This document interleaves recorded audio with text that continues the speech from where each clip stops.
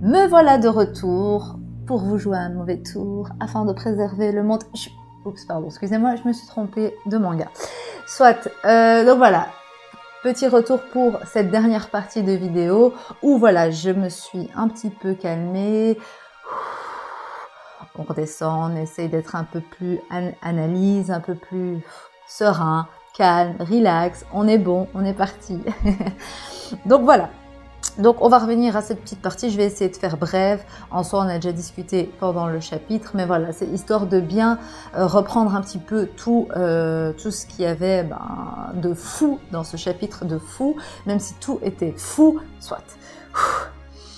Voilà, bon, il y a deux gros trucs, il y a le rêve de Luffy, Im-sama. Avant d'arriver au rêve de Luffy, Im-sama pour moi est clairement Uranus. C'est pas possible, elle est juste monstrueuse. Je reprécise, je dis elle, parce que pour moi, Im-sama est une femme. Je vois le personnage femme, je ne sais pas. C'est possible que c'est un homme, hein, ça c'est totalement possible. Là, il n'y a rien de... Voilà, c'est vraiment personnel. Pour moi, je vois le perso féminin. Mais soit. Donc, pour moi, Uranus, elle a carrément réussi à effacer une île, à retirer une île. Et sa phrase-là, le royaume de Lulusia n'a jamais existé. Clairement, elle l'a effacé de la carte. Elle l'a scrutché sur la carte, mais c'est un truc de fou. Donc pour moi, elle est clairement puissante. Après voilà. Est-ce que c'est un fruit du démon? Ou alors elle est l'armantique Uranus? Franchement, c'est trop gros pour que ça soit un fruit du démon. C'est juste un truc de fou. C'est un truc de fou. Mais après, voilà. Les deux sont possibles. Voilà. Après, moi, je pense que pour utiliser son pouvoir, c'est pas illimité, quoi. Qu'il faut des ellipses temporelles. Et c'est pour ça que... c'est pour ça qu'elle peut pas se permettre de détruire dès que ça va pas. Elle va pas faire sa capricieuse, ça va pas, bim, boum, boum, voilà, il y a plus d'île. Non, je pense que elle a besoin de temps, peut-être tous les 10 ans, 20 ans, 30 ans. Je pencherais plus pour 30 ans, voire 39 ans. Ding, dong, dong, dong. Voilà, moi je pense que clairement, God Valley a disparu suite au pouvoir de Im-sama. Donc, on ne sait pas ce qui s'est passé à Im-sama et Sengoku le dit clairement. Enfin, hop. Donc, Sengoku, il a dit « L'île a complètement disparu sans laisser de traces. Et hormis les personnes qui y étaient, personne ne sait ce qu'il s'est passé. Et ceux qui y étaient n'en parlent pas. Ils n'ont pas dit « L'île a disparu sous nos yeux ». Non, ils n'en parlent pas. L'histoire n'en parle pas. Personne n'en parle. Donc, clairement, pour moi, voilà, faire disparaître une île, j'en ai déjà théorisé avec vous par rapport au fruit des ténèbres, que l'île est engloutie dans les ténèbres du fruit. Mais maintenant, en voyant ça, clairement possible que c'est Im-sama qui a éradiqué l'île de God Valley. Et clairement pourquoi? Shebeck.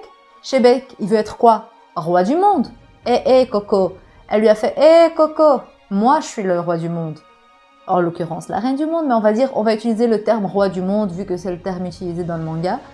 Donc Im-sama est le roi du monde. Elle voit Shebeck qui dit moi je vais devenir roi du monde. Elle lui a gentiment fait Coco, bing bing. Non. Elle a donc détruit God Valley, elle l'a fait disparaître. Et ici de toute façon on sait que donc Im-sama est le roi du monde parce qu'en plus Sabo nous le reconfirme. Donc c'est la deuxième fois qu'on a l'information. Mais Sabo le dit avec une peur. Vous avez vu son regard en fait, il était choqué, elle est étonnée. Donc c'est fou en fait. Sabo, donc en sachant qu'il y avait Im-sama sur le trône, qu'il y a un roi du monde, ça a pris une toute autre ampleur. Le gars, il était terrifié. Et il faut y aller pour terrifier Sabo. C'est quand même le commandant de l'armée révolutionnaire. Voilà, il n'a pas froid aux yeux, le gars. Mais là, ça a pris une toute autre ampleur. Surtout que voilà, comme il le dit, personne ne savait qu'il y avait quelqu'un en fait au-dessus de tout ça. Pour eux, il y a la rêverie qui se passe où il y a les 20 royaumes qui se réunissent. Pour eux, ils prennent les décisions ensemble. Il y a le gouvernement mondial, il y a le Gorosei. Allez, personne ne sait qu'il y a en fait une personne qui dirige le monde. Et là, Sabo l'a découvert. Comment l'a-t-il découvert? Est-ce que c'est en sauvant Kuma? Est-ce qu'il est tombé nez à nez avec Im-sama? Qu'est-ce qui s'est passé en fait? Qu'est-ce qui s'est passé? Ce chapitre, je le répète, mais il est magnifique. Voilà, donc ça c'est Im-sama. Pour moi c'est Uranus, mais c'est possible que c'est un fruit du démon. Elle est juste surpuissante, roi du monde, voilà. On en découvre à chaque fois un petit peu, c'est la folie. C'est la folie. Après il y a Bonnie. Donc Bonnie, voilà, donc elle est arrivée dans une boule, mais est-ce que c'est lié à Im-sama? Est-ce que c'est lié, est-ce que c'est parce qu'elle était à Marie-Joaz? Est-ce qu'elle était pas loin de Lulusia? Parce que comme les Mugiwara l'ont clairement dit, le tourbillon a été chauffé et propulsé en l'air. Donc, est-ce que c'est parce que elle était à proximité de Lulusia et que donc quand Lulusia a explosé, disparaît, ça a chauffé et elle a été prise dans ce tourbillon et propulsée? Est-ce que les Mugiwara sont pas loin de Lulusia?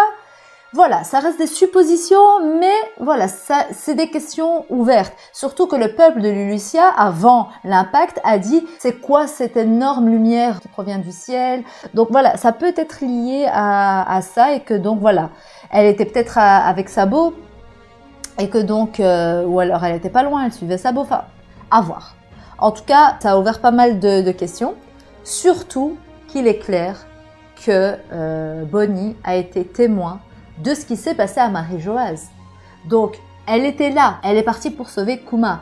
Sabo, c'est le nakama de Kuma. Enfin, Kuma, c'est le nakama de Sabo. Il y a eu quelque chose qui s'est passé, notamment donc avec l'assassinat de Cobra, mais pas que. Parce que pour découvrir qu'il y a un roi du monde, il a dû se passer quelque chose. Et pour moi, donc, Bonnie est clairement témoin de ce qui s'est passé. Voilà. Et donc, peut-être qu'elle était avec Sabo. Maintenant, le rêve de Luffy. Rêve de Luffy, clairement le rêve repris dans le journal de Oden. Clairement les paroles du capitaine, de Goldie Roger. Mais c'est un truc de fou. Là maintenant, j'ai absolument envie de savoir c'est quoi. Donc là, la vérité, je vais pas en débattre plus parce qu'on n'a rien à dire en fait. Clairement, le rêve de Luffy, il est clairement tu et Oda veut pas nous le lâcher en fait. Et franchement, je pense un petit peu travailler dessus pour... voilà, un petit peu travailler dessus, histoire peut-être d'en sortir une vidéo plus posée, plus réfléchie. Mais sincèrement, ce chapitre, moi, il m'a scotché là sur ma chaise. Ah, voilà quoi. Après, voilà, j'ai quand même, avant de reprendre ici, j'ai un peu été curieuse de voir ce qui se disait sur Sabo et Lulusia par rapport à est-ce que Im-sama a été attaqué Lulusia parce que Sabo y était ou est-ce que c'était déjà prévu? Beaucoup ont donc souligné que Im-sama a détruit Lulusia parce que Sabo y était. Personnellement, j'ai pas envie d'y croire à ça. Personnellement, je pense que c'était clairement organisé parce qu'en fait, le Gorosei, il dit bien quand il découvre que Sabo est à Lulusia parce qu'en fait, il ne savait pas que Sabo était à Lulusia. Ils ont cherché pour savoir il était où et que quand ils ont découvert qu'il était à Lulusia, le Gorosei a clairement dit, il n'a pas de chance. Mais pourquoi il n'a pas de chance? Parce que Im-sama avait prévu de détruire Lulusia. Parce que Lulusia, n'oubliez pas, info qu'on avait reçue un tout petit peu plus haut dans le chapitre, c'était que Lulusia faisait partie des pays qui s'étaient rebellés pendant Marie-Joaz. Donc, ce n'est pas étonnant qu'il voulait peut-être les détruire.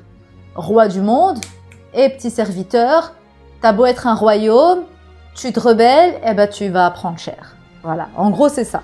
Surtout que Im-sama avait déjà évoqué le fait de parler d'une purge. Donc voilà, ça pouvait faire partie de son plan, clairement. Voilà, maintenant, petite dernière info avant de clôturer, c'est que Robin a précisé en lisant le journal qu'il y avait des infos sur des personnes liées à Luffy. Et Luffy a dit, si c'est important, dis-le-moi. Suite à quoi, Robin lui a répondu, ok, tu dois déjà avoir la tête qui chauffe. Voilà, donc c'était ça qu'elle a dit.